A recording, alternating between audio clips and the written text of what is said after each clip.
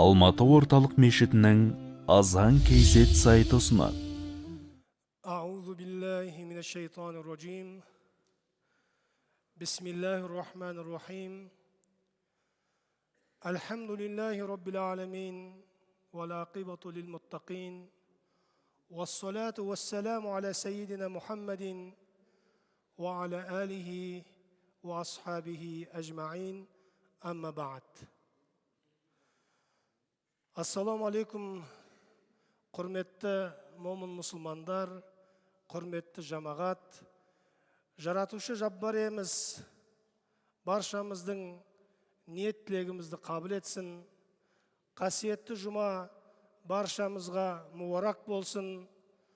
Алла тағала қасиетті өткен жұмадан бүгінгі жұмаға дейін жасаған барша құлшылықтарымызды, тағат ғибадаттарымызды бізден қабыл етіп, қателік кемшіліктерімізді Алла кеңшілік рахматымен жарылқасын. Құрметті момын мұсылмандар, өздеріңізге белгілі Қазақстан мұсылмандары діни басқармасы жыл сайынғы жұма уағыздарын арнайы ғұламалар кеңесімен келісіп, бекітіп, әр жұмада бір тақырып бойынша еліміздің бүкіл мешіттерінде уағыз айтылады. Бүгінгі біздің жұма тақырыбы зекет исламның тірегі тақырыбында иншалла болмақ. Зекеттің жалпы құрметті момындар, біріміз зекет жөнінде білеміз, біріміз мүмкін одан көп хабарымыз болмауы мүмкін.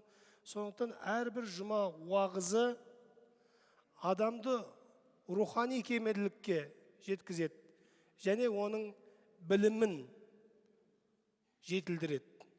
Әрбір жұма бұл рухани уағыз және бұл дәріс, яғни білмегенді үйренетін, білімімізді жетілдіретін бір үлкен бір мүмкіндік. Баршамыз білеміз, исламда 5 парыз бар. Исламның 5 тірегі бар. Ислам деген қасиетті шаңырақ болса, оның 5 тірегі бар. Соның бірі ол зекет. Кейде қоғамда зекет пен садақаны бір деп ұғынып жүргендер де болады. Зекет бар және садақа бар. Зекет бұл тіректің бірі болғандықтан, зекет нысабы толған адам үшін зекет беру міндет болып қалады. Яғни парыз болады. Бермеген адамның Алланың алдында үлкен сұрақ беретіндігі, әдейі бермегендер үшін оларға жаза тағайындалған жөнінде де шариғатымыз баяндайды. Бүгін біз иншалла осы зекеттің парыздығы, оның сауабы, иншалла зекет берген адамның малының берекелі болуын және де зекет бұл қоғамда адамдар арасындағы қатынасты нығайтатын бір үлкен бір құлшылықтың түрі екендігіне иншалла тоқталып өтеміз.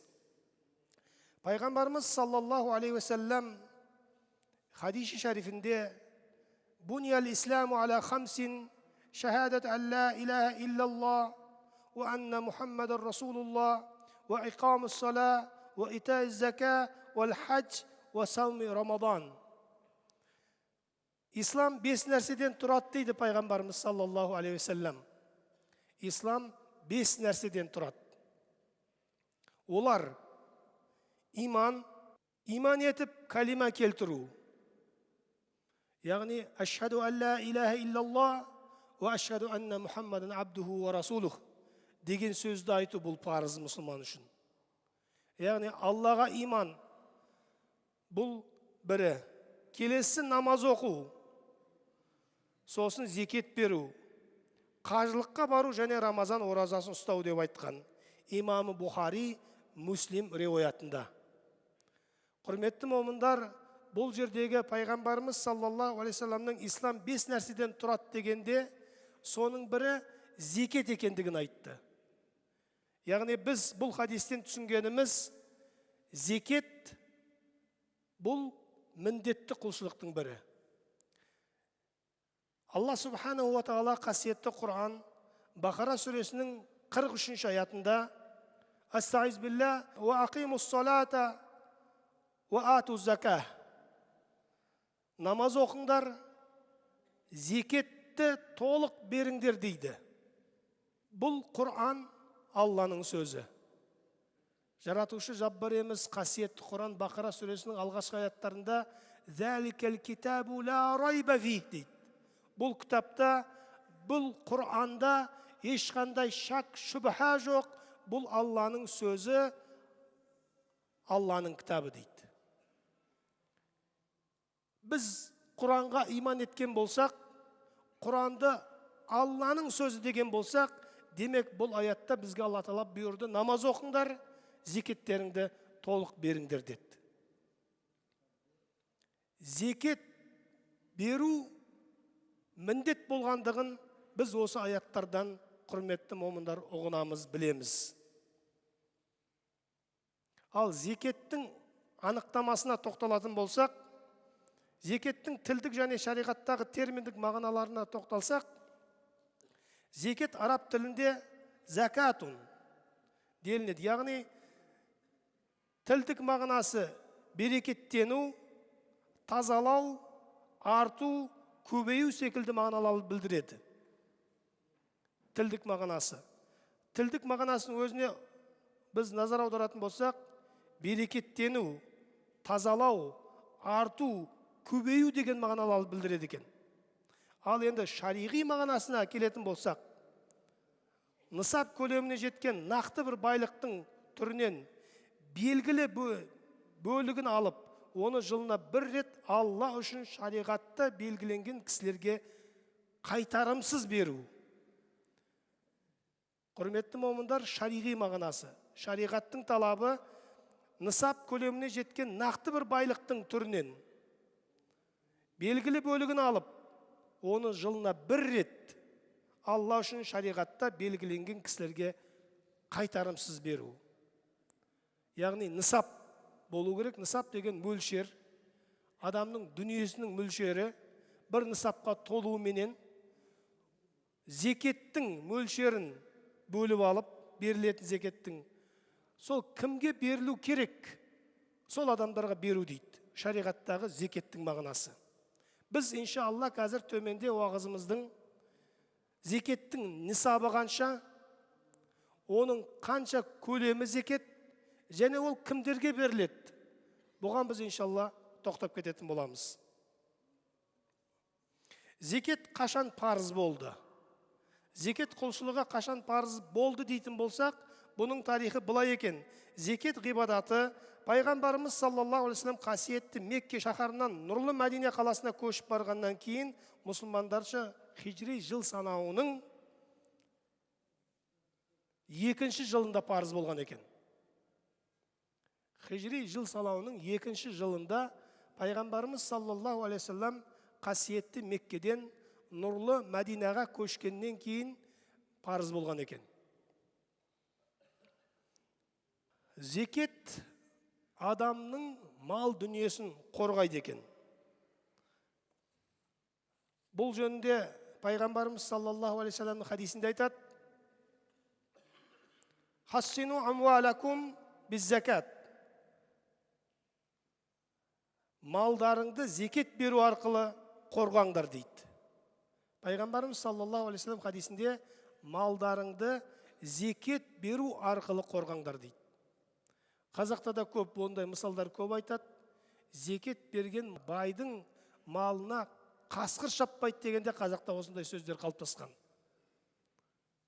Малы көп адамдар малының зекетін беріп тұрса, Алла тағала ол байдың малын әртүрлі апаттан, жамандықтан қорғайды екен. Осыны мінекей біздің қазақ бабаларымыз талай айтқан. Бұл пайғамбарымыз саллаллаху алейхи вассалам хадисінде малдарыңды зекет беру арқылы қорғаңдар дейді. Бұл хадистің жалғасында ауруларыңды садақа беру арқылы емдеңдер дейді.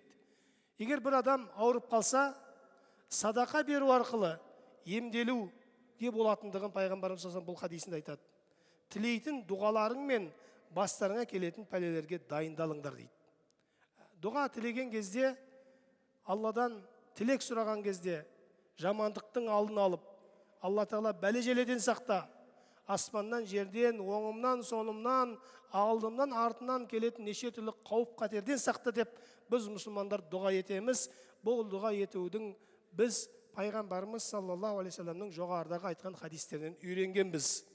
Алла субхана тағала баршамызды осы айтылған хадистерге амал етіп, зекет нысабы толған адамдардың зекетін беруін Алла Тағала нәсіп етсін, және дұғада әрқашан Алладан біз жамандықтың алдын алып сұрап жүруді Алла баршамызға нәсіп етсін.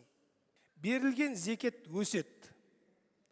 Құрметті момындар, пайғамбарымыз саллаллаху алейхи вассалам хадис шәріптерінде айтады, садақа беру адамды кедейліктен сақтайды дейді. Кейде бір бай садақа берсе, зекет берсе, кедей болып қалам деп қорқатын шығар. Немесе зекет садақасына нысабы толмаған адамдар бар. Дүниесі бар, кішігірім. Бірақ кішкентай ғана садақа беруге кейде сараңдық жасауы мүмкін. Құрметті момындар, зекет те, садақа да адамды кедейліктен сақтайды, қорғайды. Және ол өсет деп тұр. Пайғамбарымыз саллаллаху алейхи ва саллям хадистерінде айтты, және Алла субхана тағала қасиетті Құранның Рум сүресінің 39 аятында былай дейді: "Уама атайтум мин закатин туридуна ваджха Аллах, фаулаика хумул муд'ифун." Алланың ризалығы үшін берген зекеттерің өседі.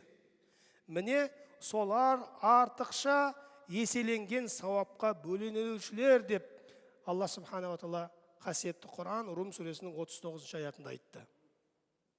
Абу Хурайрадан жеткен хадисте, Алла о кісіге разы болсын, пайғамбарымыз саллаллаху алейхи уассалям былай дейді: күн сайын таңертең Алланың құлдары ұйқысынан енді оянып жатқанда, көктен екі періште түседі.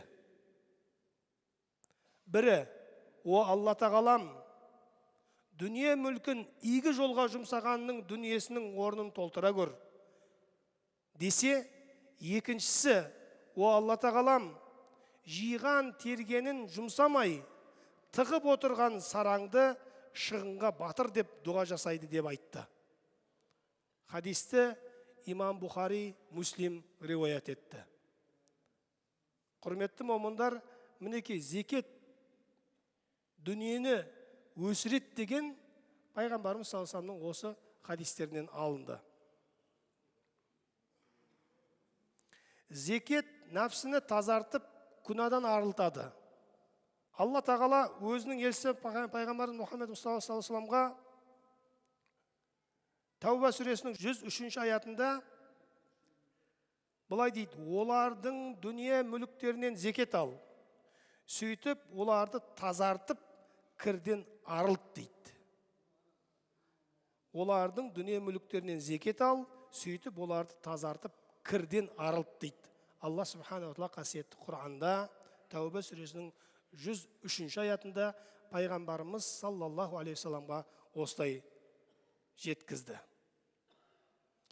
Ғалымдар айтады, зекет бай адамды сараңдық пен дүниеге деген махаббаттан тазартса, ал кедей адамды көре алмаушылық пен дәулетті кісілерді жек көруден тазартады дейді. Алла субхана ва тағала қасиетті Құранда келесі аятта, Шам сүресі 9 аяты: "Қад афлаха ман заккаха." Расында нәпсісін тазартқан кісі құтылады дейді. Зекет адамның нәпсісін тазартады деді. Жоғарыда Алла субхана тағала Құранда айтады, Шам сүресінің 9 аяты: "Расында нәпсісін тазартқан кісі құтылады" деді. Алла субхана ва тағала адамға бұл дүниеде байлық береді және кедейлік береді. Құрметті момындар, бұл Алланың бізге берген тағдырдағы жазмышы. Байлықта беріліп жатыр сыналу үшін адамдар, кедейлікте беріліп жатыр сыналу үшін адамдар. Байлықты Алла Тағала береді де сынайды. Кәне бұл байлықты ол не істейді? нәпсісін ол байлықпен кірлете ме? Немесе ол Алланың әмірін орындап, зекет беру арқылы нәпсісін тазарта ма? Алла Тағала байларды да осылай сынайды. Үйіп төгіп байлықты бере беру мүмкін. Байлықтың есебіне шатасып қалуы мүмкін адамдар. Бірақ ол өзінің пысықтығымен таптым болмалы деп ойламасын әсте. Өйткені байлықты қандай жағдайда болсын Алла Субхана ва Тағала адамға береді. Одан кейін ол байлық үшін сұралады. Кедейлік те дәл солай. Алла Тағала адамға кедейлік береді. Кім оған сабыр етеді, кім оған шүкір етеді, оларға Алланың беретін сыйы өте үлкен. Соның бірі жәннатқа байлардан бұрын кедейлер кіреді, құрметті момындар. Екі жәннат адам тең келсе, бай мен кедей кіретін. Бірінші жәннатқа кедей кіреді екен. Не үшін? Сабыр еткен үшін. Қанша қызық бар бұл дүниеде. Соның бәріне тәубә, сабыр, Құдайдың бергені осы ғой деп, кішкентай үйде қанағат етіп тұрып, аз тамаққа шүкір етіп, тойып, тәубә етіп, құлшылығын жасаған адамдарға ол дүниедегі Алланың берген сыйларының бірі, олар жәннатқа бірінші кіргізіледі екен. Зекет жұмаққа кіруімізге себепкер. Абу Айюб, Алла ол кісіден разы болсын, жеткізген хадисте пайғамбарымыз саллаллаху былай дейді. Абу Айюб, Алла ол кісіге разы болсын, пайғамбарымыз саллаллаху былай дейді. Мені жәннатқа кіргізетін амалдан хабар беріңізші дейді. Мені жәннатқа кіргізетін амалдан хабар беріңізші деп пайғамбарымыз саллаллаху сұрайды.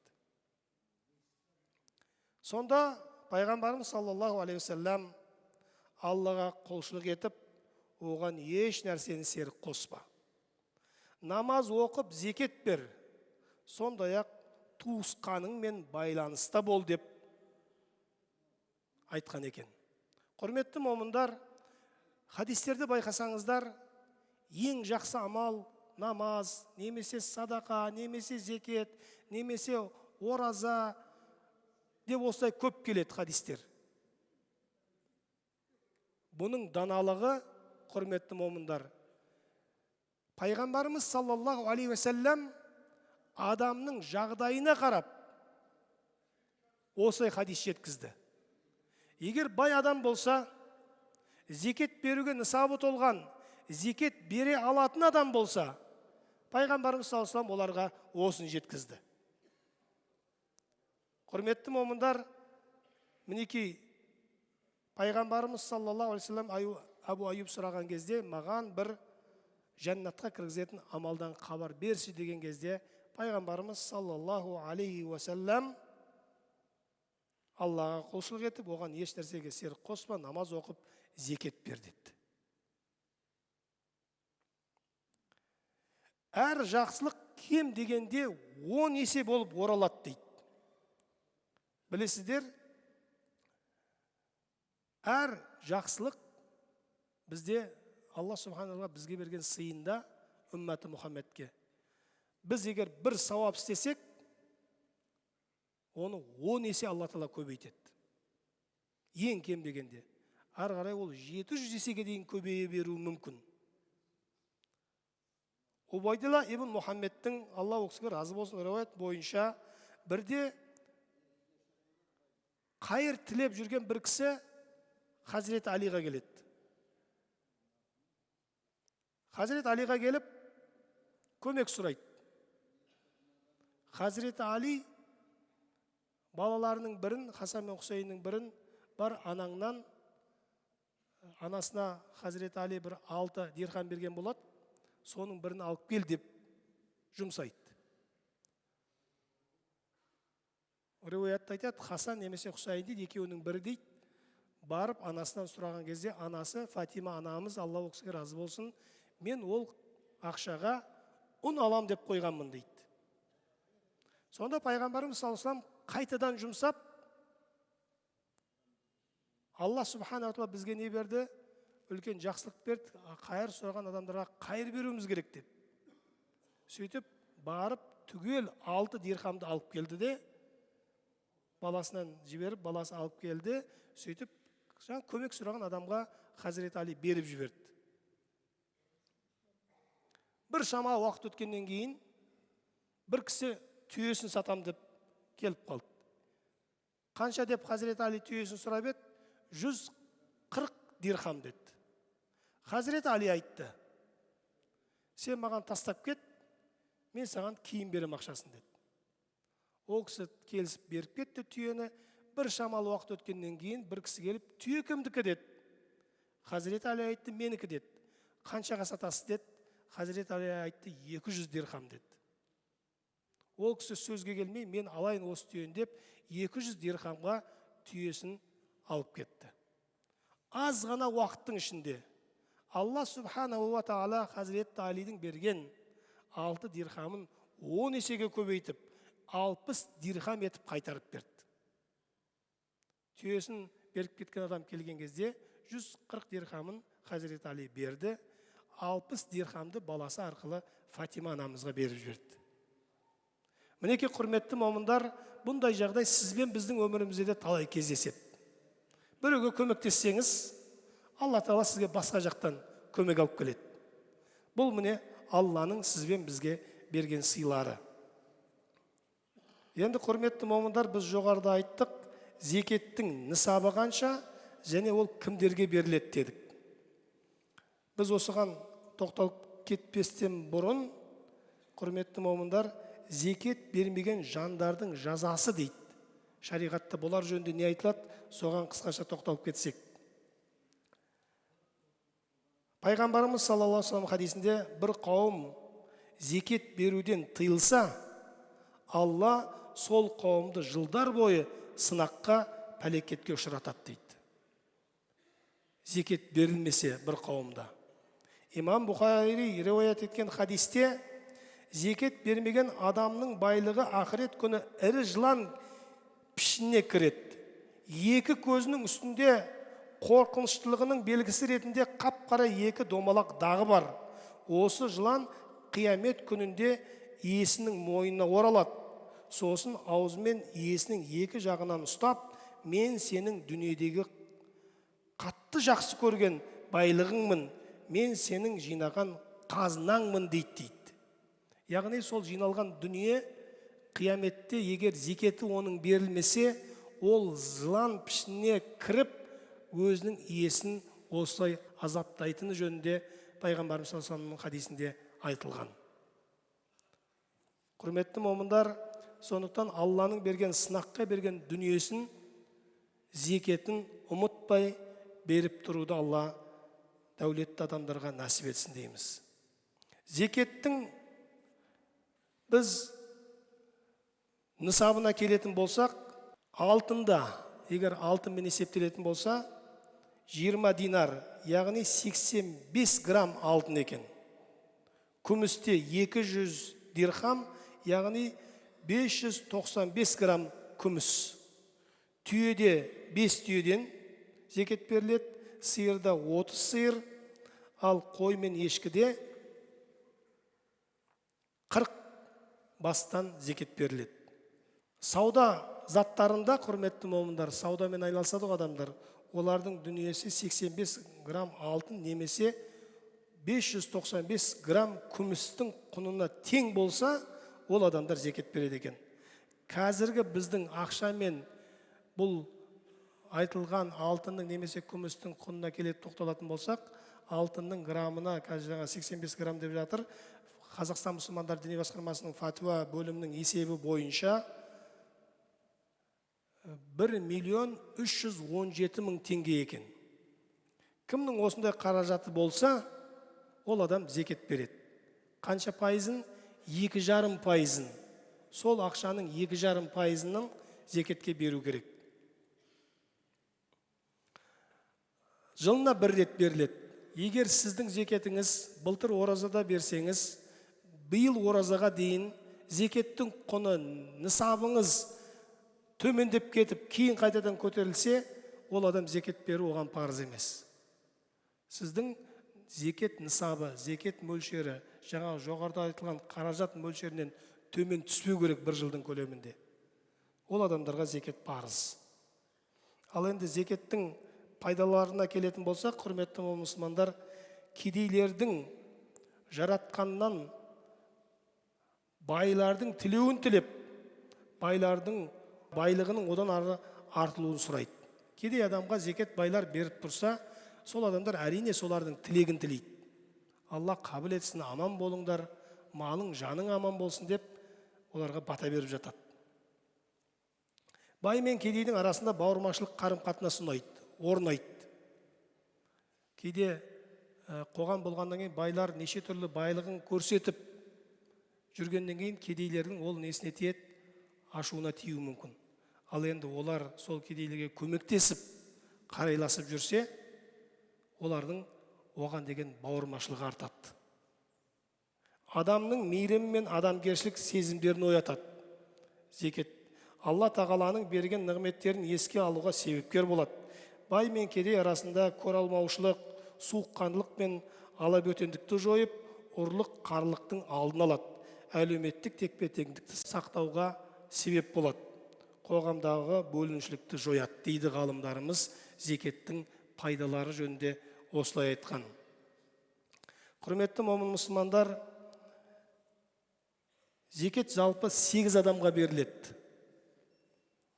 Бірінші кедей кепшіктерге, екінші түгі жоқ міскіндерге, үшінші зекетті жинауға тағайындалған адамдарға жалақы ретінде беріледі. Төртінші көңілдері жібітулі мақсат еткендерге, жаңа мұсылмандарға. Бесінші құлдарды азат етуге. Алтыншы қарызға батқандарға. Жетінші Алла жолында. Ибн Кәсір айтады, Алла жолында деп, қажылық Алла жолында деп те санаған екен Ибн Кәсір. Сегізінші қиналған жолаушыларға берілуі керек екен. Құрандағы Тәубе сүресінің 60-шы аятында Алла тағала осылай айтқан. 8 түрлі адамға зекет беріледі. Одан бөлек жерге беру зекет дұрыс болмайды, құрметті момындар. Зекетті мысал үшін әкесі баласына, баласы әкесіне бермейді. Баласы бай болған адамның әкесі де бай болу керек. Әкесін қинап, өзі бай болып жүрген дұрыс емес. Әке мен баланың дүниесі бір болады. Осындай көптеген зекеттің пайдалары бар. Өкінішке орай уақытымыз аяқталып қалды. Сондықтан иншалла біз уағызды осы жерден тоқтатамыз. Келесі иншалла дәрістерде зекет жөнінде толығырақ біліп алуларыңызға болады. Алла разы болсын. Құрметті момындар, біз осы бүгінгі уағызымыздың аяғында жақында болған бір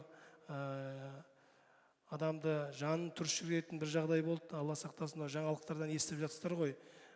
Өгей әкесі өгей қызын, жап-жасар қызды жаңағы бәленбай уақыт бойы зорлап келген деген бір жаңағы теріс ағымда жүрген бір адамның жағдайы жарияланды жақында бұқаралық ақпарат құралдарында. Алла сақтасын. Біздің дініміз біреудің сыртынан ғайбат айтуды қатты айыптайды. Айыптаған соншалықты туған бауырының өлексесін етін жегеннен де ауыр күнә дейді. Құрметті момындар, бұл деген ғалымдар айтады. Алла тағала айтар еді, өлген адамның өлексесін жегеннен ауыр деп айтар еді. Туған бауырының өлексесі дегені бұл өте қатты күнә екендігін көрсетіп тұр дейді. Ал енді баланы зорлау, балаға зорлық көрсету бұл өте үлкен күнә. Алла сақтасын. Құрметті момындар, біз өзіміздің ата-бабаларымыздың ұстанған жолында болайық. Біздің қасиетті жерімізге, қасиетті Алланың діні келгеннен бастап күні бүгінге дейін еш уақытта діни алауыздық болмаған. Өкінішке орай, қазір неше түрлі ағымдар көбейе бастады, ислам дінінің атын жамылып. Біздің бабаларымыз Абу Ханифа мазхабын ұстанған. Ақида мектебінде, Матуриди мектебінде болған.